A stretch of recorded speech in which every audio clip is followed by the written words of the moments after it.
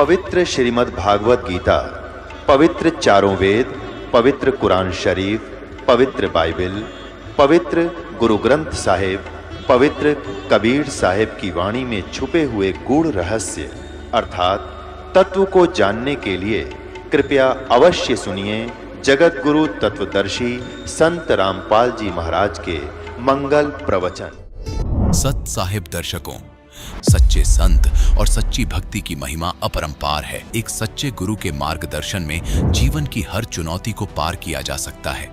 ये कहानी है संघरूर पंजाब के रहने वाले नवदीप सिंह जी की, जिनके दादाजी 25 वर्षों तक राधा स्वामी पंथ के अनुयायी रहे। नवदीप जी स्वयं मंदिरों में जाते थे और रोजाना हनुमान चालीसा का पाठ करते थे। फिर भी इनके परिवार में बीमारियों का प्रकोप था।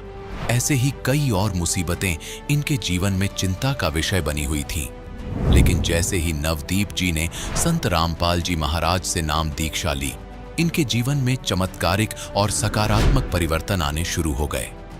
नवदीप सिंह की कहानी हम सभी के लिए एक प्रेरणा है, जो हमें सिखाती है कि आध्यात्मिक मार्ग पर चलकर हम अपने जीवन को कैसे सार्थक और समृद्ध बना सकते हैं। दर्शकों, अब आइए सुनते हैं नवदीप जी के भक्तिमय सफर की कहानी उनकी अपनी जुबानी। नमस्कार जी। नमस्कार सर। क्या नाम है आपका? मेरा नाम नवदीप सिंगला है। नवदीप जी, आप कहाँ से आए हो? सर मैं डिस्ट्रिक्ट संगरूर धूरी पंजाब से हूँ। सर, संत रामपाल जी महाराज की शरण में कैसे आए? सर संत रामपाल जी महाराज की शरण में मैं 2010 में आया। मुझसे पहले मेरे पिताजी और मेरे दादाजी ने संत रामपाल जी से दीक्षा ले रखी थी। मेरे दादाजी जो पहले की राधा स्वामी पंथ से जुड़े हुए थे, 25 साल उन्होंने उनका नाम सिमरन किया था। तो उनको एक भगत जी ने पुस्तक दी थी और उस पुस्तक को पढ़कर उन्होंने ये बात बोली कि जो राधा स्वामी पंथ है, उनके जो गुरु हैं वो तो 10वीं पास हैं, लेकिन जो संत रामपाल जी का ज्ञान है वो एक PhD लेवल का ज्ञान है। तो उन्होंने मेरे पिताजी से बोला कि मैं राधा स्वामी पंथ को छोड़कर संत रामपाल जी महाराज से दीक्षा लेना चाहता हूँ। तो उन्होंने ये भी कहा कि अगर मेरे पिताजी उनके साथ दीक्षा लेंगे तो वो साथ बल्कि दोनों इकट्ठे दीक्षा लेंगे। तो उन्होंने नाम दीक्षा ले ली। तो कुछ समय बाद मुझे भी थोड़ा थोड़ा ज्ञान पता चला कि संत रामपाल जी की मैंने किताब पढ़ी। सर, संत रामपाल जी महाराज से नाम दीक्षा लेने से पहले आप क्या भक्ति साधना करते थे? डेली मंदिर जाना और हनुमान चालीसा का पाठ करना, ये सब परंपरागत साधनाएं करता था। सर, संत रामपाल जी महाराज द्वारा दी गई भक्ति को करने के बाद आपको क्या क्या लाभ मिले? सर, जैसे संत रामपाल जी महाराज की शरण में आने का मेरा एक मुख्य कारण था, जैसे मुझे नौकरी नहीं मिल रही थी। मैंने MBA किया था लवली प्रोफेशनल यूनिवर्सिटी से, तो मुझे नौकरी नहीं मिल रही थी, तो मैं बड़ी टेंशन में था। तो मैंने अपने पिताजी को बोला कि अगर आपके गुरुजी मुझे नौकरी दिलवा देंगे तो मैं नाम ले लूँगा। तो मेरे पिताजी ने कहा कि पहले तुम नाम लो, अगर नौकरी ना दिलवाई तो छोड़ देना। तो मैंने ये सोचा कि चलो ठीक है, देखते हैं कि 4 महीने का ये प्रथम मंत्र देते हैं, उसके बाद दूसरा मंत्र देते हैं। तो मैंने अपने मन में सोचा कि यार अगर दिन में ताकत होगी तो मुझे नौकरी दिलवा देंगे, तो इस वजह से मैंने नाम ले लिया। तो भगत जी मुझे नौकरी संत रामपाल जी की दया से इस तरीके से मिली कि मैंने उस नौकरी के लिए अप्लाई भी नहीं किया था। मुझे एक मेल आया, वैसे ही मैं कभी अपनी मेल ID खोलता भी नहीं था, मैंने एक दिन वैसे ही मेल खोल ली तो मुझे वो मेल आया हुआ था। तो मैं दिल्ली एग्ज़ाम देने गया, तो मैंने ऐसे ही जो मल्टीपल चॉइस क्वेश्चन होते हैं ऐसे ही भर दिया। मेरा एग्ज़ाम क्लियर हो गया, तो मैंने अप्लाई भी नहीं किया था। एग्ज़ाम के बाद इंटरव्यू के लिए गया, तो मेरे से ज़्यादा एक्सपीरियंस वाले कैंडिडेट आए हुए थे। सभी को ये था कि उनको नौकरी मिल जाएगी, मुझे तो ये था कि मुझे बिल्कुल नहीं मिलेगी क्योंकि मैं एक फ्रेशर हूँ। तो लेकिन वो नौकरी भी मुझे मिल गई। तो मैं बड़ा हैरान हुआ कि यार मैंने एक चैलेंज किया और मुझे नौकरी मिल गई। तो उसके बाद फिर मैंने सोचा यार इनमें कोई शक्ति तो है कि जो मुझे एकदम से नौकरी मिल गई। तो मैंने फिर क्या कि नौकरी ज्वाइन करने के बाद मैं भक्ति से थोड़ा सा हट गया, मैं नौकरी में बिज़ी हो गया और मैंने थोड़ी सी मर्यादा भी भंग करनी शुरू कर दी। तो इस वजह से मेरी नौकरी भी खतरे में आ गई। तो मैंने फिर गुरुजी से प्रार्थना लगी, गुरुजी मेरी नौकरी सही नहीं चल रही। गुरुजी ने बोला बेटा तू भक्ति कम करता है। तो मैंने फिर भक्ति स्टार्ट की, तो मेरी नौकरी फिर से ठीक हो गई। और सर एक और लाभ मिला, जैसे कि मेरी माता जी को बहुत पुराना गठिए की प्रॉब्लम थी। उन्होंने 2008 में नाम लिया था। उनकी प्रॉब्लम का पता ही नहीं चला कि वो प्रॉब्लम कैसे ख़त्म हो गई। तो मेरे पिताजी को भी दिक्कत थी, मेरी सिस्टर की शादी नहीं हो पा रही थी। तो उन्होंने भी, पंडितों ने बोला था कि इनकी शादी 30-32 साल तक होगी। लेकिन संत रामपाल जी महाराज से नाम दीक्षा लेने के बाद 1.5 साल के अंदर उनको बहुत अच्छा घर मिला, इतनी बढ़िया शादी होगी उनकी। तो एक और बात बताना चाहूँगा कि संत रामपाल जी ने मेरे पिताजी की आयु को भी बढ़ा दिया। एक हमारे यहाँ पंडित था जिसने बताया हुआ था कि मेरे पिताजी को बताया था कि 50 से 55 साल की उम्र के बीच आपकी एक दुर्घटना होगी जिसमें आपकी जान जाएगी। तो उसी अंतराल में मेरे पिताजी को एक मेजर हार्ट अटैक आया। वो नाम लेने के बाद की बात बता रहा हूँ। तो उस हार्ट अटैक में डॉक्टरों ने पूरा मना कर दिया कि आपकी पूरी नसें ब्लॉक हैं, आप बच कैसे गए। मेरे पिताजी ने गुरुजी से जाके पूछा कि गुरुजी मेरे को तो ये दिक्कत आ गई और मेरे सभी रिश्तेदार ये बोल रहे हैं कि तुमने देवी देवते छोड़ दिए थे इसलिए तेरे को हार्ट अटैक आ गया। लेकिन गुरुजी ने बताया कि बेटा अगर आज तू परमात्मा की शरण में ना होता तो आज काल तेरे को खा चुका होता। तो परमात्मा ने, संत रामपाल जी ने कहा कि बेटा मैंने तुम्हारी काल से जमानत करा के लेके आया हूँ, जितना तू चाहता है उतना जी ले अब। तो मेरे पिताजी ने भी पूछा कि मैं गुरुजी मेरी जमानत कितनी देर के लिए है। गुरुजी कहते जब तक तू सतलोक नहीं जाएगा ना तब तक तेरी जमानत है। तो हमें ये लाभ प्राप्त हुआ जी। सर बात करें पंजाब की, तो यहाँ के युवा लोग बहुत ज़्यादा नशा करते हैं। सर क्या आप भी कोई नशा करते हैं? सर मैं पहले जैसे कोई शादी ब्याह में ड्रिंक कर लेना ये करता था दोस्तों के साथ। जैसे मैं लवली में पढ़ा हूँ तो वहाँ पे भी लत लग गई थी, सिर्फ शराब पीते थे। लेकिन संत रामपाल जी महाराज की शरण में आने से के बाद वो शराब तो हम भूल ही गए भी शराब होती क्या। हम पीना तो दूर किसी को लाके भी नहीं देते। सर अक्सर हम यही देखते हैं कि संत रामपाल जी महाराज की शरण में आने के बाद वे जो सालों से नशा करते थे वो उन्होंने छोड़ दिया। आखिर संत रामपाल जी महाराज जी क्या करते हैं कि लोग तुरंत नशा छोड़ देते हैं? देखिए संत रामपाल जी महाराज हमें एक ऐसी शिक्षा देते हैं, एक ऐसे भक्ति मार्ग पे लगा देते हैं जिससे बुराइयां धीरे धीरे किनारे लग जाती हैं। वहाँ जैसे हम सतलोक आश्रम में जाते हैं, वहाँ का माहौल इतना बढ़िया है, वहाँ पे इतनी अच्छी शिक्षा दी जाती है। संत रामपाल जी महाराज के प्रवचनों में इतनी ताकत है, उनके दिए गए मंत्रों में इतनी ताकत है कि आदमी बुराई की तरफ ध्यान ही नहीं जाता। जैसे हम भी नौजवान पीढ़ी है, आज फिल्में देखते हैं, गाने सुनते हैं। मुझे गानों का इतना क्रेज़ था, मैं सारा दिन कानों में हेडफोन लगा के इंग्लिश गाने सुनता था। लवली में हम यूनिवर्सिटी में पढ़ते थे, सारा दिन फिल्में देखना। मुझे ये था कि मुझे एक बार नौकरी मिल जाए, मैं गाने वगैरह तो छोड़ नहीं सकता, लेकिन उसके बाद नाम छोड़ दूंगा, बस कबीर जी को भगवान मान लूँगा। लेकिन मेरे को पता भी नहीं चला कि मुझे गानों से इतनी नफरत होगी। जैसे ही मैंने उनका मंत्र जाप शुरू किया, उनकी बताई हुई भक्ति शुरू की, मुझे गाने, फिल्मों और ये सबसे ये हो गया कि ये चीज़ें करने लायक नहीं है। शराब पीना ये वगैरह सब कुछ मेरा दूर हो गया जी। सर जो श्रद्धालु संत रामपाल जी महाराज से नाम दीक्षा लेना चाहते हैं वो उनसे नाम दीक्षा कैसे प्राप्त कर सकते हैं? सर संत रामपाल जी महाराज से अगर आपने जुड़ना है तो आप संत रामपाल जी महाराज का सत्संग डेली देखें। उसके नीचे एक नंबर, नीचे बॉटम लाइन पे एक नंबर पीली पट्टी चलती है, उस पर एक नंबर आता है और उस नंबर पे कॉल करके आपको सारी जानकारी मिल जाएगी। संत रामपाल जी के हर प्रांत में, भारत के हर प्रांत में नामदान स्थल खुले हुए हैं, पंजाब में भी हैं। वहाँ पे आप संपर्क करके नाम दीक्षा प्राप्त कर सकते हैं। लेकिन मैं आपसे ये भी प्रार्थना करूँगा, पहले आप संत रामपाल जी महाराज का ज्ञान सुने, समझें, तभी उनसे दीक्षा लें। बहुत बहुत धन्यवाद।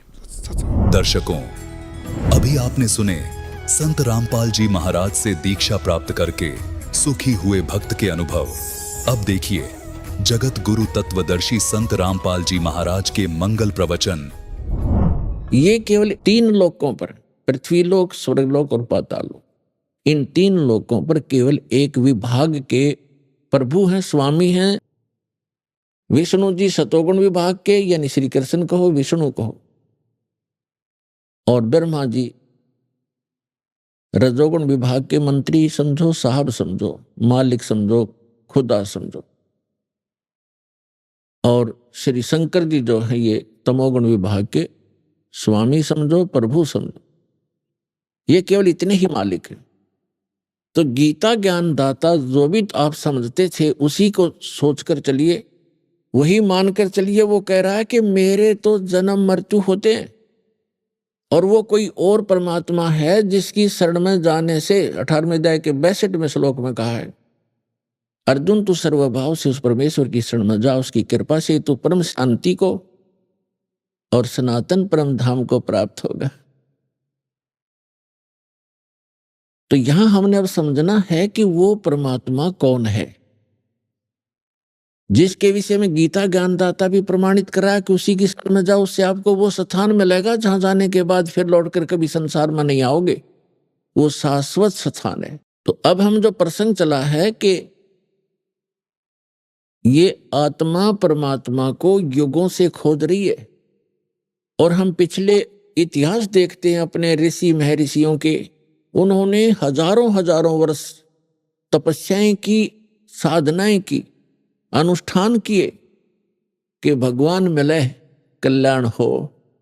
लेकिन यदि उनका मार्ग ठीक होता तो वही मार्ग वो हमें बताया करते थे, तो हम सभी चले जाते और पृथ्वी खाली हो जाती। अब यहां शंका एक और उत्पन्न होती है कि भक्तजन श्रद्धालु कहते हैं कि यदि पृथ्वी खाली हो जाएगी तो यहां कौन रहेगा। तो ये बालक सोच होती है, एक बिल्कुल अबोध बच्चा ये बातें कर सकता है जिसको कुछ भी ज्ञान नहीं।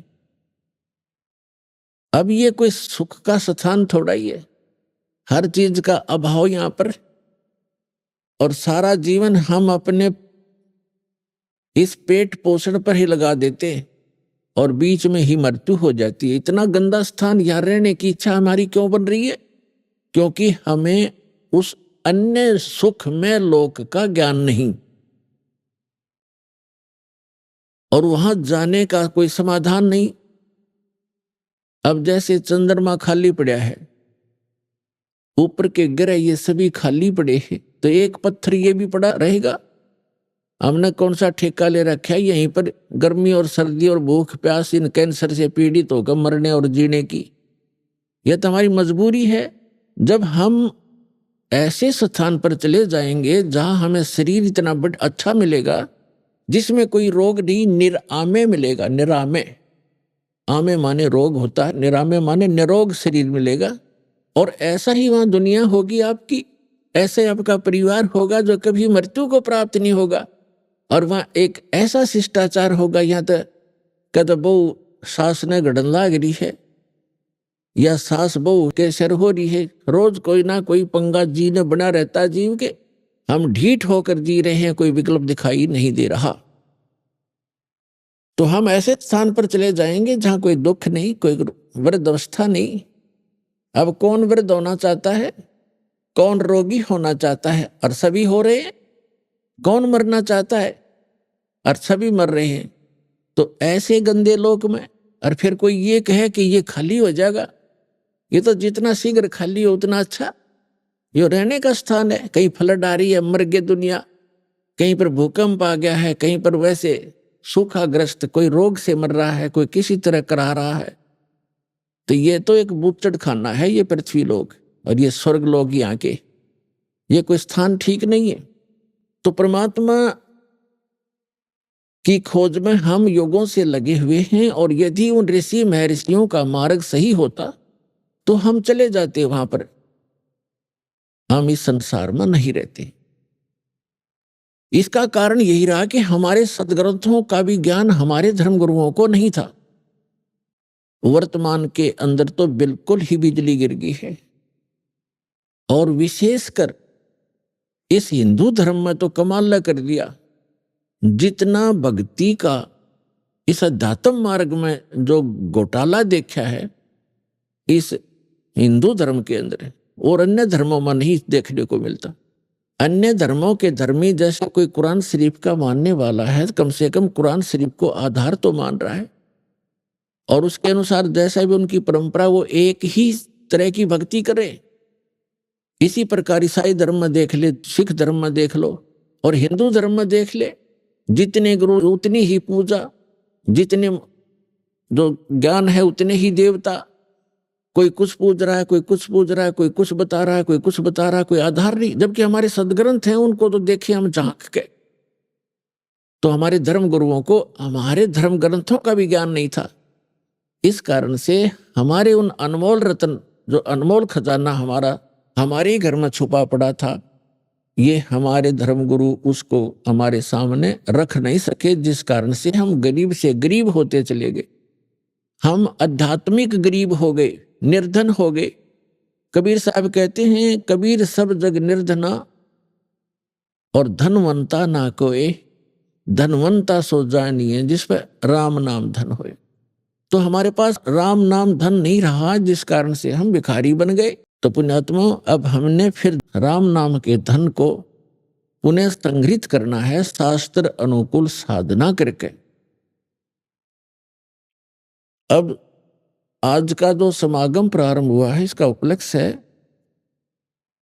कि ज्येष्ठ सुदी पूर्णमासी को वो परम अक्षर ब्रह्म जो हमारे पिता हैं, जो हमारे हमदर्द हैं, जो हमारे दुख में दुखी होते हैं, जो हमें सुखी करने के लिए, और सतलोक जो स्थान हम छोड़कर आए हैं जहां हम सुखी रहा करते थे, उसकी खबर बताने के लिए, खबर देने के लिए, उसकी जानकारी देने के लिए वो परमात्मा स्वयं ही आते हैं। और ये हमारे सतग्रंथ भी प्रमाणित कर रहे हैं। ऋग्वेद मंडल नंबर 9 सूक्त नंबर 86 और मंत्र नंबर 26 और 27 में, ऋग्वेद मंडल नंबर 9 सूक्त 82 मंत्र 1, 2, 3 में, ऋग्वेद मंडल नंबर 9 सूक्त 20 मंत्र 1 में, ऋग्वेद मंडल नंबर 9 सूक्त 94 के 94 के मंत्र नंबर 1 में, ऋग्वेद मंडल नंबर 9 सूक्त 95 के मंत्र नंबर 2 में, ऋग्वेद मंडल नंबर 9 सूक्त 96 के मंत्र 16 से लेकर 20 में, ऋग्वेद मंडल नंबर 9 सूक्त 54 मंत्र 3 में, ऋग्वेद मंडल नंबर 9 सूक्त 1 मंत्र 8 और 9 में, और भी अनेक स्थानों पर ये प्रमाण दिया है कि वो परमात्मा जो सर्वशक्तिमान है, सर्वोत्पादक प्रभु, सबकी उत्पत्ति करने वाला, वो परमात्मा ऊपर रहता है ध्रुवलोक के तीसरे पृष्ठ पर। ध्रुवलोक माने तेजो में लोक, जो सौ प्रकाशित पृथ्वी सतलोक है। उस पृथ्वी पर वो परमात्मा एक गुम्बज के अंदर राजा के समान, सिर पर मुकुट है, ऊपर श्वेत छत्र है दाता का, और सिंहासन यानी तख्त पर विराजमान है। तो जिन महापुरुषों ने परमात्मा को वहां देखा, उन्होंने भी बताया है परमात्मा का साक्षात्कार जिनको हुआ है, क्योंकि वो परमात्मा स्वयं ही उनको लेकर के सतलोक गए थे, अपना निज स्थान दिखाकर उनको वापस छोड़ा था। उनमें से एक हैं आदरणीय गरीबदास साहिब जी, गांव छुडानी, जिला झज्जर, हरियाणा वाले। उन्होंने कहा कि श्वेत छत्र और सिर मुकुट विराजे, देखत ना उस चेहरे नु, गरीबदास ये वक्त जात है, रोगे इस पैरे नु। यानी वो परमात्मा के सिर पर सफेद छत्र है एक ऊपर, जैसे ये छत्र आप छतरी देखते हो छोटी सी, ये तो आर्टिफिशियल है, वहां परमात्मा की ओरिजिनल है। और सिर पर मुकुट है उस परम पिता के, जैसे राजा लोग पहनते हैं। यही ऋग्वेद मंडल नंबर 9 सूक्त 82 मंत्र 1 में है कि वो सर्व उत्पादक प्रभु, सब पापों का नाश करने वाला, राजा के समान दर्शनीय है, देखने में राजा के समान तख्त पर विराजमान है, सिंहासन पर बैठा है, और वहां से गति करके आता है, अच्छी आत्माओं को मिलता है जो दृढ़ भक्त होते हैं। तो इन सभी वेद मंत्रों का निष्कर्ष है कि वो परमात्मा ऊपर बैठा है, नर आकार है, मनुष्य दृश्य है। जिन महापुरुषों ने परमात्मा को देखा, उन्होंने कहा हमरे ही हुनियार है हमारा सृजनहार, हमारा सृजनहार, हमारा भगवान, हमारा उत्पत्ति करता, हमारे ही शकल का है, हमारे जैसी शकल का है, हुनियार हमारे जैसे रूप का है। लेकिन उस परमात्मा की सामर्थ्य और मटेरियल ऑफ बॉडी हमसे ज्यादा शक्तिशाली और अविनाशी है, ताकतवर है, तेजों में है। तो सतलोक में जाने के बाद प्रत्येक प्राणी, प्रत्येक जीव हंस कहलाता है, हंस। और वहां जाने के बाद प्रत्येक का जो शरीर बनता है, वो जैसे हमें यहां शरीर मिला ये कच्चा है, इस किसी कारण से भी विनाश को प्राप्त हो जाता है। वहां जो शरीर मिलेगा वो कभी विनाश को नहीं प्राप्त होगा। उसमें नाड़ी तंत्र नहीं है, उसके अंदर ब्लड प्रेशर, शुगर, कैंसर आदि कोई रोग नहीं होता, वहां वृद्ध अवस्था नहीं है, और वहां सदा युवा रहते हैं। ऐसे आपका परिवार होगा और बच्चे होंगे और एक स्थिति ऐसी आती है कि वो युवा होने के बाद फिर युवा ही रहेंगे, वो सदा वृद्ध नहीं होते। और इतने शुद्ध विचार हैं, किसी चीज का अभाव नहीं है, किसी वस्तु का अभाव नहीं वहां पर। यहां तो एक हीरा आपने शायद किसी ने जीवन में देखा भी नहीं होगा, हीरा। और वहां सतलोक के अंदर हीरों के तो पहाड़ हैं, जैसे यहाँ पत्थर के पहाड़ हैं, वहां हीरे ठोकरों में रले मिलेंगे आपको। और दूधों की दरिया बहती हैं, सदाबहार वृक्ष हैं, किसी चीज का अभाव नहीं, जहां बैठो कुछ खाओ। और सब पकवान आपको किसी प्रकार के पकवान, जैसे परमात्मा जब काशी में आए हुए थे 120 वर्ष रहे, तो एक बार किसी ने मजाक कर दिया था, झूठी चिट्ठियां डाल दी थी कबीर भगवान के नाम से कि सभी साधु संत आओ और कबीर साहब भंडारा कर रहे हैं। और उस समय लीला कर रहे थे दाता एक गरीब कति एक सिंपल भगत की झोंपड़ी में रहा करते थे, 2 समय का मुश्किल से आहार होता था, और जिसके द्वार पर 18 लाख व्यक्ति आ गए। तो वो परमात्मा स्वयं गए अपने निज स्थान सतलोक में, और वहां से 9 लाख बैलों के ऊपर बने बनाई जलेबी, कचौड़ी, पकौड़ी, दही, बड़े, बूंदी, लाडू, सब कुछ भरकर, दाल, चावल, खांड, खीर, सब कुछ बने बनाया, और यहाँ सेकंड में लाता रहे। तो वहां ये सब वस्तुएं आपको उपलब्ध हैं। तो वहां कोई राग नहीं, कोई द्वेष नहीं। या तो हम कभी किसी जमीन के बंटवारे पर लड़ मरते हैं, जमीन वहीं रह जाती है और इंसान मर जाते हैं। तो ये वृत्ति खराब क्यों होगी हमारी? क्योंकि एक तो ज्ञान नहीं, और दूसरा हमारे साथ भगवान नहीं। जब हमारे साथ भगवान होगा और ज्ञान होगा, हमें किसी चीज का अभाव यहां भी नहीं रहेगा। जब तक आप यहां रहोगे, आपकी सुरक्षा होगी, आपके बच्चों की सुरक्षा होगी। तभी तो हम भगवान की खोज करते हैं कि हमारा परिवार सुखी रहे, हम भी निरोग रहें, हमारी अकाल मृत्यु ना हो। चलो मृत्यु तो ये मानते हैं हम बूढ़े में मर जाएं, लेकिन बीच में ना मरे। तो ये इस गंदे लोक में भी, इस नासवान स्थल पर भी, उस अविनाशी परमात्मा कबीर जी की शरण में आने के उपरांत ही हम ये सुख भी प्राप्त कर सकते हैं। तो ये ज्ञान हमें अभी किसी ने बताया ही नहीं, और परमात्मा आकर बताने की चेष्टा कर रहे थे। सन 1398 से सन 1518 तक 120 वर्ष परमेश्वर यहाँ रहे, एक जुल्हा गरीब की भूमिका, निर्धन की भूमिका की। अब वो भूमिका क्योंकि रह रह कर विस्तार से जितनी हमारी बुद्धि काम करेगी दास की, आपको सब कथाएं सुनाएंगे, तब समझ में आएंगी। चारों युग में संत पुकारे, को के कहा हम हेल रे, हीरे माणक मोती बरस, ये जग चुगता डेल रे।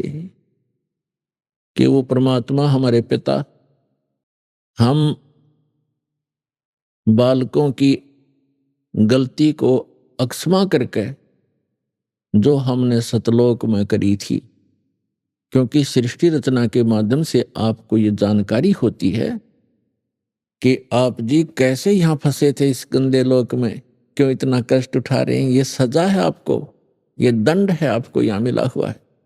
और इस जेल के अंदर जो थोड़ी बहुत सुविधा प्राप्त कर लेते हैं, हम उसी को सुख मान रहे हैं। जेल में सुख सपने में भी नहीं होता। तो इस 21 ब्रह्मांड जो या जेल है काल की, इसमें सुख स्वप्न में भी नहीं हो सकता किसी प्राणी को, चाहे वो पूरी पृथ्वी का राजा हो, चाहे वो स्वर्ग का राजा हो। तो ये जो स्थान है, यहां हम क्यों आए, ये सृष्टि रचना में आपको बताएंगे।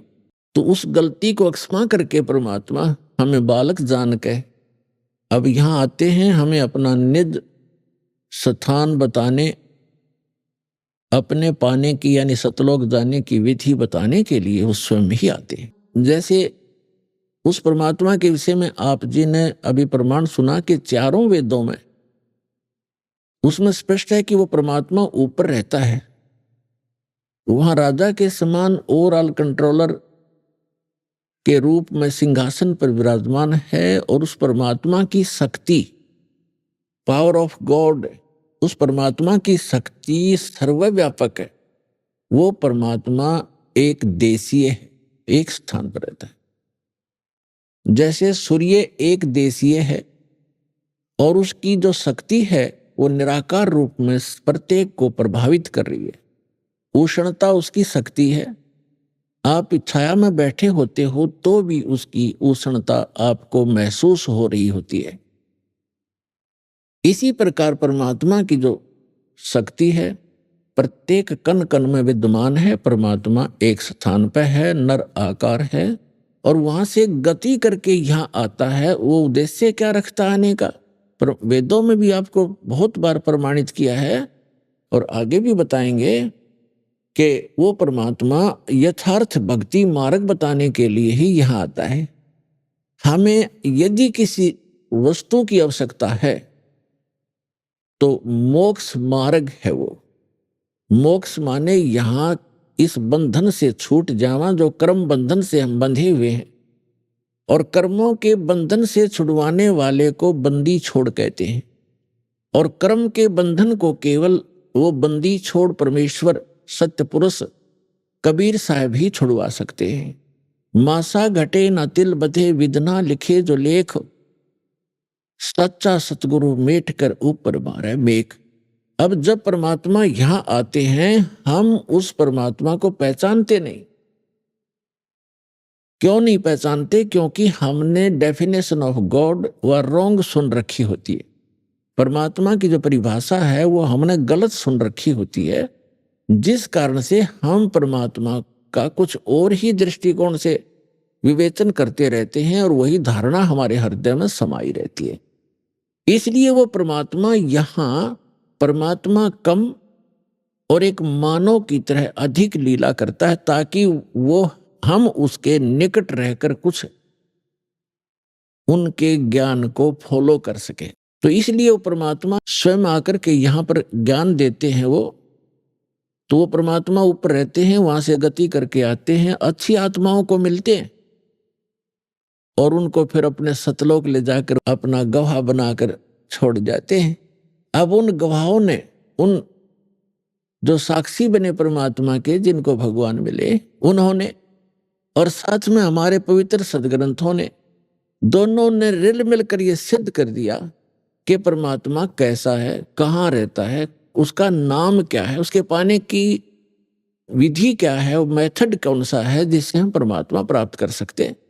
और जो सदग्रंथों में और जिनको परमात्मा मिले उन महापुरुषों के अनुभव की जो उनकी अपनी अमर वाणी है, एफिडेविट है, वो दोनों मेल खा जाते, फिर संशय नहीं रहेगा आपको। फिर संशय नहीं रहेगा कि हम जो कर रहे हैं वो ठीक है या गलत है, वो फिर स्पष्ट हो जाएगा। इसलिए उस परमात्मा ने बताया है, वो परमात्मा चारों युगों में आते हैं और वो स्वयं ही आकर अपना ज्ञान कराते हैं। अथर्ववेद कांड नंबर 4 अनुवाक नंबर 1 मंत्र 1 से 7 में ये सारी सृष्टि रचना कोड वर्डों में दे रखी कि वो परमात्मा कबीर देव है, कबीर साहब है, और वो सभी ब्रह्म का भी, परब्रह्म का भी और सभी ब्रह्मांडों का रचनहार है। और वो अपने द्वारा रची हुई सृष्टि को स्वयं ही ठीक ठीक बताता है। अन्य तो अटकलबाजी लगाते हैं, जैसे ब्रह्मा जी ने देवी पुराण में अटकलबाजी लगा रखी है। ऐसा सुना जाता है, ज्ञान और अज्ञान के आधार से मैं बता रहा हूं। तो जहां ज्ञान है फिर वो ज्ञान कहाँ रहा? अब थोड़े से हलवे में थोड़ा सा रेत भी डाल दे तो वो स्वाद ही सारा करकरा हो गया। इस प्रकार वो परमात्मा स्वयं आते हैं और क्या बताते हैं? चारों युग में संत पुकारे, को के कहा हम हेल रे, हीरे माणिक मोती बरसे, ये जग चुगता डेल रे। परमात्मा कहते हैं मैं चारों युगों में आया और चारों युगों में अच्छी आत्माओं को मिला जो संत कहलाए, और हमने आवाज लगा लगा कर कूक कहा हम हेल रे। कूक माने ऊंचे स्वर तक गरज गरज गए। आवाज लगा लगा के बताया कि ये साधना तुम कर रहे हो गलत है, ये पूजा गलत है, ये साधना करो। शास्त्र विधि त्याग कर मनमाना आचरण करने वाले डड़े ढो रहे हैं। ये जग चुगता ढेल रे। हीरे मोती समझकर कंकर इकट्ठे किए बैठे हो आप, और हम हीरे और मोती इनकी वर्षा कर रहे हैं, शास्त्र अनुकूल साधना और मंत्रों की, जिससे आपको मोक्ष रूपी हीरे प्राप्त होंगे, आपका जीव सुखी होगा। हमरा ज्ञान किन्हें ना सुनिया, पर भी लेन जाते है दुनिया। हमारा ज्ञान किसी ने नहीं सुना और वहां पर भी लेने जाते। जैसे आप देख रहे हो केदारनाथ के ऊपर इतना भयंकर फ्लड आकर के बदल फट गया, वहां तहस नहस हो गई, बहुत से नुकसान हुए, बहुत से श्रद्धालु मारे गए। यदि अमरनाथ के ऊपर जाते हैं, शायद ही कोई ऐसा वर्ष गया होगा जिसमें 100, 200, 1000, 15 से ना मरे हों दर्शक श्रद्धालु। तो पुण्यात्माओं, आत्मा भगवान बिना रह नहीं सकती, इसका स्वभाव है। इसको आवश्यकता उस भगवान की, जिस दिन से ये उससे बिछुड़ी है उसी दिन से उसको वो सुख नहीं प्राप्त हो रहा जिसको ये छोड़कर आ चुकी है। तो यहां परमात्मा कहते हैं हमरा ज्ञान किने ना सुनिया, और वहां धक्के खान जात है दुनिया। पर भी लेने जाती जोड़ तालाब में नहाने के लिए। है कहीं गीता और वेदों में प्रमाणिक की साधना से मोक्ष होगा? तो ये कहां से ग्रहण किया? ये शास्त्र विरुद्ध साधना है। इन लोक वेद बना रखा है अज्ञानी संतों, ऋषियों और आचार्यों ने। अब परमात्मा क्या बताते हैं? सतयुग में सत सुकृत कह टेरा, त्रेता नाम मुनींदर मेरा। द्वापर में करुणा में कहाया, और कलियुग नाम कबीर दराया। चारों युग में संत पुकारे, और कूक कहा हम हेल रे। हीरे माणिक मोती बरसे, ये जग चुगता ढेल रे। पुण्यात्माओं, किसी भी महापुरुष का इतिहास आपको नहीं मिलेगा जो चारों युग के अंदर आए हों, और चारों युग से आगे की भी जो जिन्होंने जानकारी दी हो, और सृष्टि की रचना की जानकारी जिन्होंने दी हो, तो वो परमात्मा है जिसने अपने द्वारा रची हुई सृष्टि को ठीक ठीक बताया। क्या बताया है? परमात्मा इस वर्तमान के चल रहे चतुर्युगी में सबसे पहले सतयुग के अंदर सत सुकृत नाम से यहां प्रकट हुए थे। और ये लीला ऐसी ही करते हैं परमात्मा, वो परम अक्षर ब्रह्म। इनफैक्ट वास्तव में यदि कोई भगवान है, परमात्मा है, तो एक ही है। परमात्मा एक है, प्रभु अनेक हैं। पुण्यात्मा, धीरे धीरे आप बच्चे हो, इस अध्यात्म मार्ग की जब आप पीएचडी कर लोगे तब इन कोड वर्डों को समझोगे। अभी तो हम सभी को ही भगवान कह देते हैं, सभी को परमात्मा कहते हैं। फिर आपको लास्ट में एक ही परमात्मा नजर आएगा। जैसे श्रीमद् भगवद गीता अध्याय नंबर 15 के श्लोक नंबर 16 और 17 में 3 पुरुष हैं, एक सरपुरुष, एक अक्षर पुरुष। सरपुरुष ये ब्रह्म है जिसके लोक में हम रह रहे हैं, ये काल है। ये 21 ब्रह्मांड का पुरुष है, 21 ब्रह्मांड का स्वामी है, 21 ब्रह्मांड का मालिक है, केवल 21 ब्रह्मांड का। और एक ब्रह्मांड के अंदर ये पृथ्वी लोक, स्वर्ग लोक, पाताल लोक, ब्रह्मा विष्णु महेश के लोक, धर्मराय का लोक, निरंजन का लोक, और आगे दुर्गा का लोक, ये सारे मिलाकर एक ब्रह्मांड कहलाता। ऐसे ऐसे 21 ब्रह्मांड है, उनका प्रभु है, उनका स्वामी है ये ब्रह्म। लेकिन ये परमात्मा नहीं है, ये काल है। और 7 संग ब्रह्मांड का स्वामी है जो परब्रह्म, जिसको अक्षर पुरुष कहते हैं, तो वो भी स्वामी है 7 संग ब्रह्मांड का, लेकिन वो परमात्मा नहीं है। परमात्मा वो होता है जो श्रेष्ठ आत्मा हो। श्रेष्ठ आत्मा वो होता है जो किसी को दुख ना दे, सुख के अतिरिक्त उसके कोई विधान ना हो। तो वो परमात्मा सत्य पुरुष है जो असंग ब्रह्मांड का स्वामी भी है और परमात्मा भी है। वो सत्य पुरुष है जैसे श्रीमद् भगवत गीता अध्याय नंबर 15 के श्लोक 16 और 17 में 3 पुरुष हैं, एक सरपुरुष, एक अक्षर पुरुष। सरपुरुष को हम काल कहते हैं, ब्रह्म भी कहते हैं, सरब्रह्म भी कहते हैं, और अक्षर पुरुष को अक्षर ब्रह्म भी कहते हैं और परब्रह्म भी कहते हैं संत भाषा में। और तीसरा जो परमात्मा, उसे परम अक्षर ब्रह्म भी कहते हैं, उसे परम अक्षर पुरुष भी कहते हैं, और उसको परमेश्वर भी कहते हैं, सत्य पुरुष। सत्य माने अविनाशी, पुरुष माने प्रभु परमात्मा। तो ये जो तीसरे नंबर का परमात्मा है, इसके विषय में गीता अध्याय नंबर 8 के श्लोक नंबर 1 में अर्जुन ने पूछा कि भगवान आपने गीता अध्याय नंबर 7 के श्लोक नंबर 29 में कहा है कि तत्ब्रह्म को जानकर और सारे धातुओं से परिचित और सभी कर्मों से परिचित केवल साधक जरा और मरण से छूटने का ही प्रयत्न करता है, संसार की किसी वस्तु को वो नहीं चाहता। तो वो ऐसा वो तत्ब्रह्म है। तो 8वें अध्याय के प्रथम मंत्र में गीता जी में पूछा है किम तत्ब्रह्म, वो तत्ब्रह्म क्या है, वो कौन है वो तत्ब्रह्म। तो गीता अध्याय नंबर 8 के श्लोक नंबर 3 में गीता ज्ञानदाता कहता है वो परम अक्षर ब्रह्म है, वो सर्वशक्तिमान परमात्मा, परम अक्षर ब्रह्म, सबसे श्रेष्ठ। परम माने श्रेष्ठ, अक्षर माने अविनाशी और ब्रह्म माने परमात्मा। अब जैसे अक्षर पुरुष को भी अक्षर पुरुष कहा है, परब्रह्म को भी अक्षर माने अविनाशी, लेकिन यहां परम अक्षर पुरुष कहा है कि उस वास्तव में अविनाशी परमात्मा वो है श्रेष्ठ, सबसे श्रेष्ठ।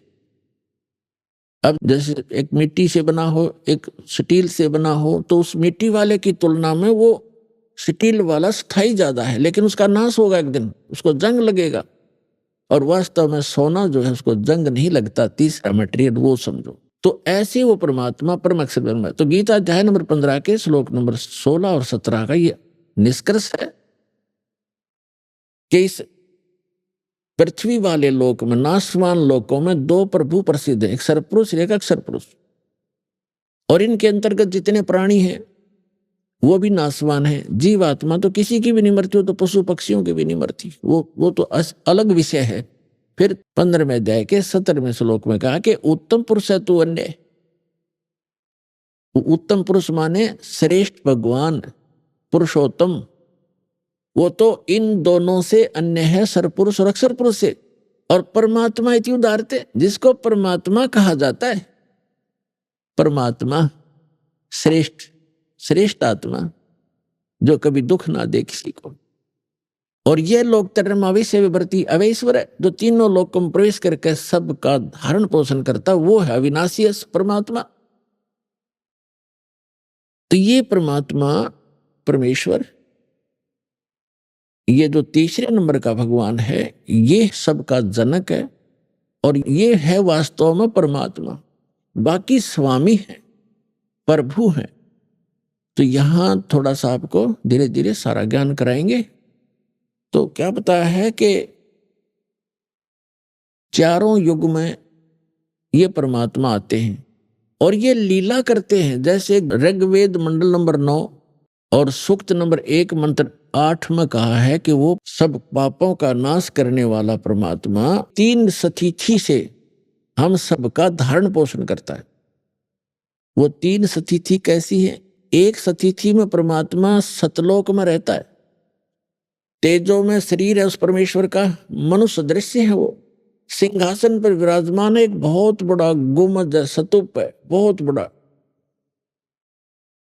और वो बहुत सुंदर सफेद कलर का है, तेजो में है, उसके अंदर से भी नूर निकल रहा है।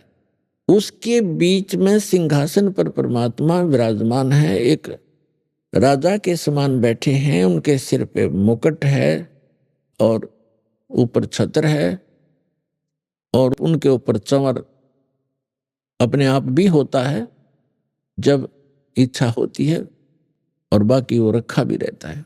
तो वो है परमात्मा की प्रथम सतिथि। फिर वो भगवान, वो ही परमात्मा अपना अन्य रूप धारण करके अपने शरीर को सरल करके, क्योंकि वहां जो परमात्मा बैठे हैं परमेश्वर परम अक्षर ब्रह्म, उनके एक रोम में एक रोमकूप कहो, एक रोम कहो। रोम तो कहते हैं बाल को, रोमकूप जहां बाल उगता है। उस परमात्मा के एक रोम में, एक रोमकूप में समझो इतनी रोशनी है, करोड़ सूर्य मिला दे, करोड़ चंद्रमा, वो भी फीकी पड़े। तो वो परमात्मा का ऐसा नूरी शरीर है, मनुष्य सदृश है, सिर पर मुकुट है, और वहां जाकर हंस सभी उस परमात्मा पर चंवर करते हैं, अपने मालिक पर। जो यहां से निकल कर जाता है सीधा भगवान के पास जाता है, चरणों में प्रणाम करते हैं, वो परमात्मा सीने से लगाते हैं प्रत्येक को, और फिर वहां चंवर करते हैं आदर से। फिर उसको कहता बेटा आराम से रहो, ये तुम्हारे बने बनाए महल वहां खाली पड़े थे, विश्राम करो, गलती बनी तुम्हारे से, कोई ना लौट आए। अब भी कहते हैं सुबह का भूला शाम को आ जाए तो भूला नहीं कहलाता, और हम युगों से भूले पड़े यहाँ पर। तो वहां ये प्रथम स्थिति है। फिर परमात्मा अपने शरीर को हल्का रूप बना करके दूसरी स्थिति में, वो दूसरी स्थिति में क्या करते हैं, एक शिशु रूप धारण करते, और प्रत्येक युग के अंदर प्रारंभ में एक सरोवर के अंदर कमल के फूल पर आकर नवजात शिशु का रूप धारण करके वो विराजमान हो जाते हैं। वो किसी मां से जन्म नहीं लेते, और परमात्मा की सारी व्यवस्था होती है, तो वहां से कोई निसंतान दंपत्ति उन्हें उठा ले जाते हैं। अभी आपने सुने संत रामपाल जी महाराज के मंगल प्रवचन। आइए अब सुनते हैं संत रामपाल जी महाराज से नाम दीक्षा लेकर सतभक्ति करके अद्भुत लाभ प्राप्त करने वाले अनुयायी के विचार। दर्शकों, जब हम सच्चे गुरु के मार्गदर्शन में सच्ची भक्ति करते हैं तो हमारे जीवन में असंभव लगने वाली चीजें भी संभव हो जाती हैं। कुछ ऐसा ही अनुभव साझा किया है ग्वालियर मध्य प्रदेश के सरनाम सिंह जी ने, जो पहले हनुमान जी, शिव जी और दुर्गा जी की पूजा करते थे, जिससे इन्हें कुछ सिद्धियां भी प्राप्त हुईं। लेकिन फिर भी इनका जीवन दुख और कष्टों से भरा हुआ था। इन्होंने कई आध्यात्मिक गुरुओं की बताई भक्ति साधना की, जिसमें जय गुरुदेव पंथ भी शामिल था, लेकिन इन्हें वास्तविक शांति नहीं मिली। फिर एक दिन इन्हें प्राप्त हुई जगत के तारणहार संत रामपाल जी महाराज जी की शरण। संत रामपाल जी महाराज के आशीर्वाद मात्र से इन्हें शरीर में एक अप्रत्याशित राहत का अनुभव हुआ। इसके साथ ही अन्य बाधाओं का सदा के लिए अंत हो गया। इनकी वर्षों पुरानी नशे की लत अब पूर्णतः छूट चुकी है, और आज सरनाम सिंह जी और इनका पूरा परिवार खुशहाल जीवन व्यतीत कर रहे हैं। दर्शकों, अब आइए सुनते हैं सरनाम सिंह जी के जीवन में आए अद्भुत परिवर्तन की सच्ची आत्मकथा, उनके अपने शब्दों में। नमस्कार सर। नमस्कार। सर क्या नाम है आपका? मेरा सरनाम सिंह नाम है। सर संत रामपाल जी महाराज से नाम दीक्षा आपने कब ली? मैंने 2014 में ली। सर संत रामपाल जी महाराज से नाम दीक्षा लेने से पहले आप क्या भक्ति साधनाएं करते थे? मैं सभी देवी देवताओं की पूजा करता था। हनुमान जी का पाठ, सुंदरकांड का पाठ करना, हनुमान चालीसा, बजरंग बाण, हनुमान अष्टक, दुर्गा चालीसा, शंकर जी का मंत्र भी पढ़ता था। सभी देवी देवताओं की पूजा करते थे। तो फिर आप संत रामपाल जी महाराज की शरण में कैसे आए? मेरे को कोई लाभ नहीं हो रहा था। जैसे देवी देवताओं की मैं और अखंड पूजा करता था, 6-6 घंटे आसन लगाता था, और मत्थे पे चमक भी पैदा हो गई थी। लोग बाग मेरे से डरने भी लगे थे कि बहुत बड़ा तपस्वी है। मेरे को ऐसा आभास हो जाता था कि कोई आ रहा है और इतनी देर में आने वाला है। रिद्धियाँ सिद्धियाँ ऑटोमेटिक प्रकट हो गई थी, तो सही बात निकलती, तो लोग बाग मेरे से डरते थे। और मैं उनको हाथ ऐसे करके बता देता था कि जाओ बेटा, आज से आप सही हो जाओगे। तो उनको तो सही हो जाता था, लेकिन मेरी परेशानी दिन प्रतिदिन बढ़ रही थी और मेरे को कोई लाभ नहीं हो रहा था। तो फिर है ना, मैं जगदीश प्रसाद पारासर जी के पास में गया, जो प्रवचन करता थे और दुनिया को शिक्षा देते थे। लेकिन एक मंत्र उनने बता दिया, जयंती मंगला काली भद्रकाली कपालिनी दुर्गा क्षमा शिवा धात्री स्वा सुधा नमस्ते। इस मंत्र का जाप करना बेटा, तेरी कोई बाधा नहीं आएगी। उस मंत्र से मेरे को कोई लाभ नहीं हुआ। उसके बाद में मैं एक फक्कड़ दास जी थे, कोई चिम्मन दास जी कहते थे उनको, एक बाबा जी थे। तो उनने कहा मैं आपको एक मंत्र देता हूँ शिव जी का, इसका आप जाप करो तो आप बिल्कुल सही हो जाओगे। तो हमने कहा बताओ महाराज जी। तो मैंने शिव जी के मंत्र का 1 साल जाप किया। शिवालय में जाके गांव बाहर मैं मंत्र बोलता था, नमामि शिमीशानम निर्वाण रूपम विभम व्यापकम ब्रह्म वेदम स्वरूपम निजम निर्गुणम निर्कलम तिनिरहरि चिदाकाश महाकाशम वासम भजयम।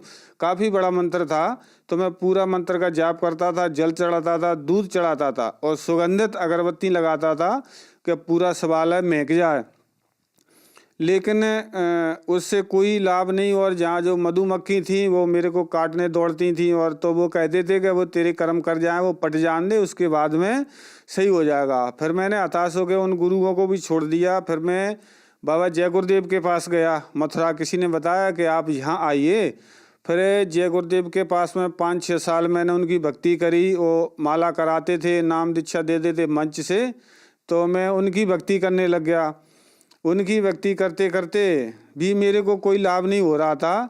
तो परेशान हो आके कि मैंने कि अब भगवान नहीं है, ये तो सारा जगत झूठ बोलता है कि अल्लाह होता है, भगवान होता है, कहीं कुछ नहीं है, और अब तो जो कुछ है सो यही है। तो मैं ऐसे ही निकल के जा रहा था। तो बलराम सिंह ने कहा मेरे से, बोले आपको जानकारी नहीं है, भगवान तो होता है लेकिन आपको मिला नहीं है, आप चाहो तो मैं आपको भगवान से मिला सकता हूँ। तो हमने कि आप मेरे को भगवान से मिला दो, मेरे में तो बड़ी तड़प है, मैं फ्री में गाता बजाता हूँ, सुंदरकांड का पाठ करता हूँ, हनुमान चालीसा का पाठ करता हूँ और मंदिरों में जाता हूँ, लेकिन मेरे को तड़प है, मैं 6-6 घंटे आसन लगाता हूँ। तो उनने एक संत जी का नाम बताया, संत रामपाल जी महाराज।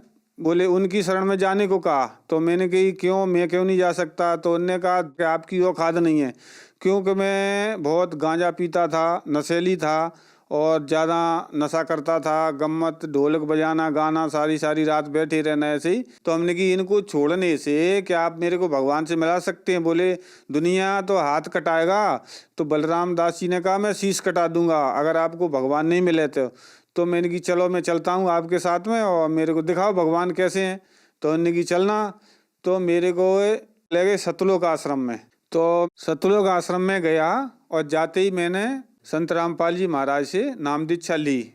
सर, जो भी श्रद्धालु संत रामपाल जी महाराज से नाम दीक्षा लेते हैं उनको बहुत सारे लाभ प्राप्त होते हैं, तो क्या संत रामपाल जी महाराज से नाम दीक्षा लेने के बाद आपको भी लाभ प्राप्त हुए? जी, मेरे को बहुत लाभ प्राप्त हुए। जब मैंने नाम दीक्षा ली तो पहले तो मेरी यही बीमारी थी कि मेरे को अगर बीड़ी नहीं मिले तो पेट फूल जाना। तो ये तो मेरी आश्रम में जाते ही बिल्कुल मैंने अच्छी रोटी खाई खूब और कुछ नहीं, मेरे को कुछ नहीं हुआ। और 2 बजे उन्होंने कहा चलिए आप दर्शन के लिए, संत रामपाल जी महाराज दर्शन दे रहे हैं, चलो। तो मैं लेन में लग गया। तो जाके वहाँ बैठ गया। तो संत रामपाल जी महाराज ऐसे हाथ रखते हुए चले जा रहे थे, तो मेरे पे भी हाथ रखा। तो जैसे उनने मेरे सर पे हाथ रखा तो मेरे को ऐसा लगा कि मेरे अंदर से एकदम से गैस निकली है और मेरा शरीर एकदम हल्का फुल्का हो गया। और इतने में संत रामपाल जी महाराज आशीर्वाद देते हुए आगे निकल गए। मेरा होश ही उड़ गया, मैं कुछ बोल नहीं पाया। तो जब संत रामपाल जी महाराज निकल गए तो मैंने एकदम से चिल्ला के कहा, मैंने कि गुरुजी मेरे को प्रेत बाधा बहुत परेशान करती है, तांत्रिक लोग परेशान करते हैं, तो ऐसे मैं क्या करूं। तो फिर लौट के वापस मेरे पास आए और कहा आज के बाद बेटा कोई प्रेत बाधा आपको परेशान नहीं करेगी और आप बढ़िया जाओ। तो जब से प्रेत बाधा भी खत्म हो गई संत रामपाल जी की शरण में जाने से। और दूसरा लाभ मेरे को ये हुआ कि मैं अपने खेत में ट्रैक्टर चलवा रहा था। तो ट्रैक्टर उन्होंने कहा कल्टीमीटर लग नहीं रहा है, आप पीछे खड़े हो जाइए। तो मैं कल्टीमीटर के पीछे खड़ा हो गया। उन्होंने एकदम जैसे क्लिच छोड़ा तो मेरे झटका लग गया। तो मैं पीछे की तरफ ऐसे मुड़ गया तो मेरी रीढ़ की हड्डी चटक गई थी। जब रीढ़ की हड्डी चटक गई तो मैंने सब जगह अस्पताल में दिखाया। तो डॉक्टरों ने कहा भाई इसका तो इलाज होता नहीं है, अब ऑपरेशन भी नहीं होगा, मना कर दिया। तो मैं मायूस होकर बैठ गया था घर पे। तो संत रामपाल जी के आशीर्वाद से मेरी वो रीढ़ की हड्डी चटकी हुई थी, आज मैं दौड़ लगा सकता हूँ, कूद सकता हूँ और 50 किलो का कट्टा सर पर रख के और मैं कहीं भी ले जा सकता हूँ। तो एक तो मेरे को ये लाभ हुआ। दूसरा लाभ, मेरी बीवी थी घरवाली और इतनी दुखी थी, 5 लड़की होके और बच्चा होना बंद हो गए थे उनके। किसी ने बताया कि डॉक्टर को दिखाओ और ये है ना इलाज हो जाएगा तो ये बच्चा हो सकता है। तो डॉक्टरों ने कहा कि इनकी अवधि निकल चुकी है, अब बच्चा नहीं होगा, क्योंकि एमसीसी होना खत्म हो गई। तो हम ऐसे ही हताश होकर बैठ गए। तो अपनी पत्नी से कहा कि मैं संत रामपाल जी महाराज की शरण में गया था तो मेरे पूरे रोग नाश हो गए हैं और मेरी प्रेतवाद अभी चली गई, हो सकता है संत रामपाल जी महाराज अपन को एक पुत्र दे दें।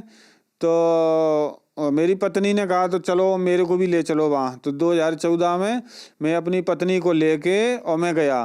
तो संत रामपाल महाराज ऐसे आ रहे थे तो भगतमती जो मेरी बीवी है उसने कहा मेरे 5 लड़की हैं और बच्चा होना बंद हो गया। तो संत रामपाल जी ने कहा बेटा एक क्या 2 बच्चे हो जाएंगे तेरे। बोले मर्यादा में रहना, अपनी भक्ति ठीक से करना। तो मेरी जो पत्नी थी उन्होंने मेरे से कहा कि बोले ऐसा ऐसा संत रामपाल जी महाराज बोल गए हैं। तो मैंने कहा उनका वचन तो अकाट है और वो तो परमात्मा है, वो तो हो ही जाएगा। तो उसके बाद में 3 साल बाद मेरे जो भगतमती बिल्कुल एमसी होना ये होना बंद हो गई थी। उसके बाद में सब कुछ चालू हो गया ऑटोमेटिक। किसी डॉक्टर पे नहीं गए, कहीं नहीं दिखाया, सियाने पे तांत्रिक पे नहीं दिखाया। संत रामपाल जी महाराज के आशीर्वाद से लड़का हो गया है और आज बच्चा 2 साल का है और हम बढ़िया हंसी खुशी से रह रहे हैं। और एक मेरी लड़की थी बच्ची जो 3 साल की थी उस समय, तो छत पे खेल रही थी। तो खेलती खेलती वो साइड में गिर गई। तो 1 मंजिल ऊंचे से गिरी बच्ची, नीचे लकड़ी रखी थी, लकड़ी पे गिरी। तो बच्ची की आज तक आवाज़ नहीं निकली। तो ऐसे तो सुनाई दिया माताजी को, हमारी लड़की को कि कोई गिर गया है। तो जाके देखा तो बच्ची वहाँ पे बेहोश पड़ी थी। तो बच्ची को उठा के लाए और चलो कि डॉक्टर के यहाँ ले चलो, डॉक्टर के यहाँ ले चलो। तो बच्ची बोलने लगी, कह रही वो मेरे को कहीं नहीं जाना है। जब मैं खेल रही थी ना तो गुरुजी ने मेरा हाथ पकड़ा, संत रामपाल जी महाराज आए थे और मेरे सर पे हाथ रखा कि बेटा चल उठ। तो मैं उठ के आ गई, मेरे को कुछ नहीं हुआ। तो आज मेरी बच्ची बिल्कुल स्वस्थ है, फूल तक की खरोंच नहीं आई मेरी बच्ची को। मेरे को संत रामपाल जी महाराज का भरपूर आशीर्वाद मिला है और बड़े बड़े मेरे को लाभ हो रहे हैं। सर क्या पहले आप नशा भी करते थे?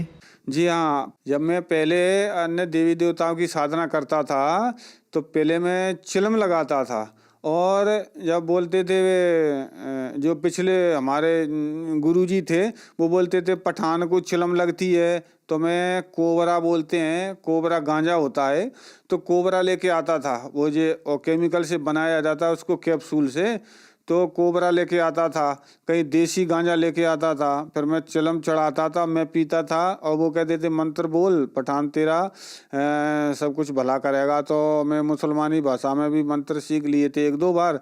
तो मैं बोलता था अल्लाह ला इलाहा इल्लल्लाह मोहम्मद रसूलुल्लाह, अल्लाह गालो तेज कमान चारों पीठ पठान, बली जली तुम करो बली ला इलाहा इल्लल्लाह मोहम्मद रसूलुल्लाह। लेकिन इन मंत्रों से दूसरों का भला तो हो जाता था लेकिन मेरा कुछ नहीं हुआ। और इतना नशा कि दिन भर में अगर 10 चिलम पी लें, 15 पी लें, 20 पी लें, तो अगर बैठ गए ढोलक पेटी लेके तो गम्मत गा रहे हैं, मंगन रहे हैं। मेरा घर ही बर्बाद हो रहा था, बिल्कुल कोई संभालने वाला नहीं था। और जब कोई ऐसी बात आती थी तो हम आपस में बैठ के रो लेते थे कि हमारा इस संसार में कोई है ही नहीं है, कोई सुनता ही नहीं था, सुनने वाला नहीं था। और अब मेरा संत रामपाल जी महाराज से जब से मैं जुड़ा हूँ, जब से मेरे परिवार का, मेरे घर का पूरा नशा बिल्कुल ख़त्म हो गया है। सर यह कैसे संभव हुआ कि संत रामपाल जी महाराज से नाम दीक्षा लेने के बाद आपका नशा छूट गया? ये संत रामपाल जी महाराज ने जो मेरे को नाम दीक्षा दी, और नाम दीक्षा में जो मेरे को प्रथम मंत्र मिलते हैं हमको, जो प्रथम मंत्र में इतनी शक्ति होती है कि नशा तो रही क्या, मेरे अंदर जो बीमारियां थी वो भी ऑटोमेटिक निकल के बाहर चली गई।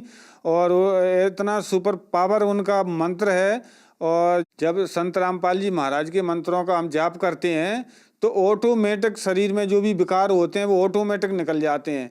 अनेकों धर्मगुरुओं के मंत्र जाप करके देखे मैंने, कोई राम मंत्र देता है, कोई कृष्ण मंत्र देता है, कोई विष्णु मंत्र देता है, लेकिन सब शास्त्र से विरुद्ध हैं, शास्त्र के अनुकूल नहीं है इनकी साधना। और इनकी साधना करने से मैं अन्य गुरुओं की मैं और नशा में लिप्त होता जा रहा था और मैं खुद को नहीं उबार पा रहा था। लेकिन जब से हम संत रामपाल जी महाराज की शरण में गए, प्रथम मंत्र में ही मेरे सारे काम बन गए और सारा मेरा विकार छूट गया। संत रामपाल जी महाराज के मंत्र जाप जो देते हैं उनमें, क्योंकि रामायण में लिखा है कि मंत्र जाप मम दृढ़ विश्वासा। मंत्र का जाप तो हम करते थे अन्य धर्म गुरुओं का, लेकिन वो सही मंत्र नहीं था। जैसे राम राम राम राम कहो तो राम मंत्र दे देते कि जो बोलो ओम राम रामाय नमः, ओम राम, तो ये कोई मंत्र नहीं था। जब संत रामपाल जी की महाराज के शरण में हम गए तो उनने हमको भी राम मंत्र दिया, लेकिन उनका मंत्र के अलौकिक है, शास्त्र के अनुकूल है और जिद थे शास्त्र के विरुद्ध। तो जिन्हें इनका मंत्र जाप करने से हम और गड्ढे में जा रहे थे। संत रामपाल जी महाराज का शरण हमने जब हम शरण में पहुँचे, इनका मंत्र हमने जाप किया तो इनके मंत्र से हमको इतनी अपार शक्ति मिली और इतना अपार सुख मिला कि कोई इस पृथ्वी पे हमको दे नहीं पाया। आज मैं और नशे से मुक्त हूँ, मेरा पूरा परिवार एकदम से स्वस्थ है, तंदुरुस्त है, बढ़िया है, रह रहे हैं। सर, संत रामपाल जी महाराज से नाम दीक्षा लेने से पहले आपने कई गुरु बनाए। आप एक बात बताइए, लोगों का कहना है कि भक्ति पंथ में गुरु बदलना पाप है, क्या ये बात सही है? ये गुरु बदलना कोई पाप नहीं है। दत्तात्रेय ने 24 गुरु बनाए और हमें जो है पहले स्कूल में जाते थे LKG UKG पहली क्लास में। अब ये थोड़ी है कि ज़िंदगी भर कामाने कबूतर पढ़ते रहो, ऐसा तो होता नहीं है कहीं। अगर आपको अगर मोक्ष प्राप्त करना है हमें, तो अनेकों गुरु बदल जाए, कोई दिक्कत नहीं, लेकिन सदगुरु एक होते हैं। और हमें तो ऐसा कुछ नहीं है कि नहीं गुरु बदलना ही नहीं है, हम तो बार बार बदलेंगे। अब वो हमको जिम रामायण में लिखा है गोसाई जी ने, जिम सरता सागर में हो जाई यद्यप तास कामना नाई। जब कामनाएं मन की खत्म हो जाए, जब समझो हमको आज पूर्ण गुरु मिल गए, तो गुरु बदलना जरूरी है, बहुत जरूरी है। मैं तो ये कहूँगा कि जब दत्तात्रेय ने 24 गुरु बनाए, 25वें में उनकी मुक्ति हुई, तो हमें 2-4 गुरु बदल दें तो कोई फर्क पड़ता है क्या? कोई फर्क नहीं है, बदलना चाहिए गुरु। सर, संत रामपाल जी महाराज से नाम दीक्षा लेने के बाद आपको बहुत सारे लाभ प्राप्त हुए। संत रामपाल जी महाराज की कृपा से 5 लड़कियों के बाद आपको एक पुत्र की प्राप्ति हुई। आपकी रीढ़ की हड्डी में दिक्कत आ गई थी और डॉक्टर ने ऑपरेशन करने से मना कर दिया था, लेकिन संत रामपाल जी महाराज की कृपा से आपकी यह बीमारी ठीक हो गई और आपकी भूत प्रेत की बाधा भी संत रामपाल जी महाराज की कृपा से ठीक हो गई। इसके अलावा संत रामपाल जी महाराज ने आपको नशे से मुक्त किया और भी बहुत सारे लाभ संत रामपाल जी महाराज ने आपको दिए। तो जो समाज आज आपको देख रहा है, आप उनके लिए क्या संदेश देना चाहेंगे? उनके लिए संदेश क्या मैं निवेदन कर सकता हूँ कि जो भाई बहन मेरे को देख रहे हैं और जो अन्य धर्म गुरुओं से जुड़े हुए हैं, अपना अगर मोक्ष करवाना है, पूर्ण कल्याण करवाना है, तो संत रामपाल की शरण में आए, अपना कल्याण कराएं। और ईसाई भाइयों के लिए मैं कहूँगा कि उनके रब वाहेगुरु आए हुए हैं, और हिंदुओं के लिए मैं कहूँगा कि उनके भगवान आए हुए हैं, उनके राम आए हुए हैं। मुसलमानों के लिए भाइयों के मैं कहूँगा कि उनके अल्लाह ताला आए हुए हैं, वो अपना अपना कल्याण करवाएं। और संत रामपाल जी महाराज जो ज्ञान देते हैं हमको, तो शास्त्र के अनुसार देते हैं। गुरु ग्रंथ में लिखा है वो आप मिला लीजिए, रामायण में लिखा है मिला लीजिए, कुरान शरीफ में लिखा है, बाइबल में लिखा है। सभी धर्मों से मेरा ये निवेदन है कि आप अपने धर्मों की किताबों को खोल के, सदग्रंथों को खोल के देखिए, गीता को खोल के देखिए, कुरान शरीफ को खोल के देखिए। सब में जो संत रामपाल जी महाराज ज्ञान बताते हैं, जो सब में मिला हुआ है, और सभी ग्रंथों से आपको ज्ञान दे रहे हैं। भाई बहनों से प्रार्थना है कि संत रामपाल जी महाराज से नाम दीक्षा लीजिए, अपना अपना कल्याण करवाइए। सर, संत रामपाल जी महाराज से नाम दीक्षा कैसे ले सकते हैं? देखो, वैसे तो हर एक जिला में नामदान केंद्र सेंटर खुला हुआ है, और जो टीवी में जो पट्टी चलती है उसमें नंबर दिए गए हैं, उन पे नंबरों पे आप फोन करके आप संत रामपाल जी महाराज से नाम दीक्षा ले सकते हैं। धन्यवाद सर। साहेब।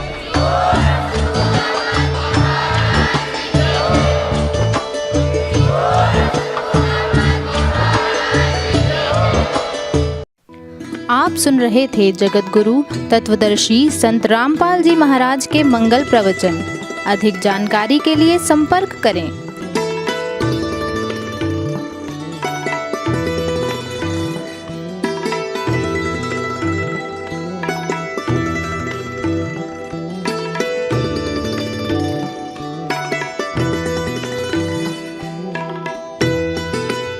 जगत गुरु तत्वदर्शी संत रामपाल जी महाराज जी के पावन सानिध्य में भक्ति की अलख जगाने तथा श्रद्धालुओं को सत्य भक्ति मार्ग का रास्ता दिखाने हेतु कनाडा के लोकप्रिय channel the TV NRI channel पर जगत गुरु तत्वदर्शी संत रामपाल जी महाराज जी के मंगल प्रवचनों का प्रसारण प्रतिदिन सुबह 7:30 बजे से 8:30 बजे तक तथा रात्रि 7:30 बजे से 8:30 बजे तक किया जा रहा है। इस सत्य भक्ति मार्ग को अपनाने के लिए अधिक से अधिक सत्संग प्रसारण देखें। इस सत्संग प्रवचन का सीधा प्रसारण संत रामपाल जी महाराज लाइव सत्संग YouTube चैनल और जगत गुरु संत रामपाल जी महाराज फेसबुक पेज पर भी देख सकते हैं।